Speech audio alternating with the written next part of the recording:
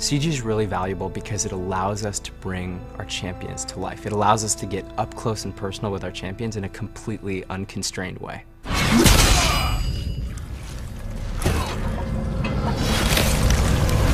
We know that each champion has very iconic, distinctive moves that our players recognize.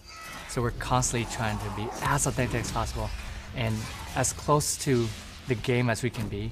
We're going to try to hit that. One of the difficult things is, as artists, we can't take what happens in the game and interpret it completely literally. Garen's a perfect example. If Garen was just spinning around the CG the whole time, we would have what feels like a cartoon. We saw the cut of the Garen scene, it didn't have the spin. Garen is not Garen if there's no spin, so how can we make a spin? That's not like a literal interpretation, and then Brad got up and he did his thing.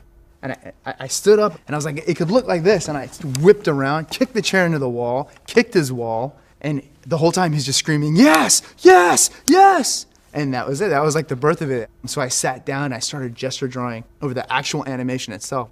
There was a lot of back and forth on getting that to look really authentic to Garen, but in a new way. It was a nod to what happens in the game, but completely appropriate to the CG. Another example is TF moving in on Fiddle. He's going to initiate that with the yellow card. So if there's an opportunity to keep it authentic, that's worth doing. Why not motion capture? If we're trying to sell realistic or believability, then why didn't we motion capture the moves? The most athletic being in the world couldn't deliver on what we need Twisted Fate to deliver on. What Rise jumps 10 feet in the air to jump over that giant 400-ton pillar. We wanted to be able to break the body when we needed, to create things that you could feel and not see. For instance, if you were to pause it, his back is broken. I mean, it's completely broken and he's off balance. You don't see it, but you feel how powerful he is, that it's a spine-breaking throw.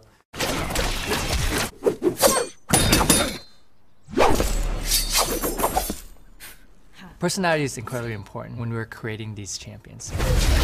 Annie's cool because she's like this two-sided kind of character. She's very cute and adorable, kind of innocent looking on the outside, but then you know she's got this demonic kind of twisted inside.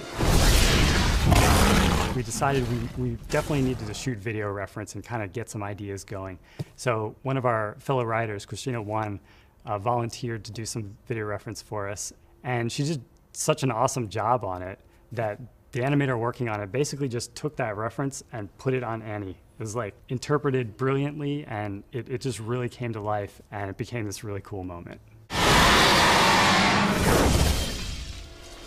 We put so many fine details into the CG that no matter how many times you watch it, you're going to notice something new every time.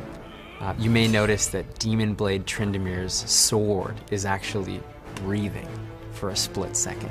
You may notice that Tibor's tongue, when he's hanging by Annie's side, is actually flopping around, hand animated. It's touches like that that we think add a little bit of extra magic to the experience. This CG for us is really a gift to the players, and we know our players want to see our champions come to life. One of the things we're really committed to is expanding on the characters, places, and the story of our world. And right now, we feel like we're just scratching the surface.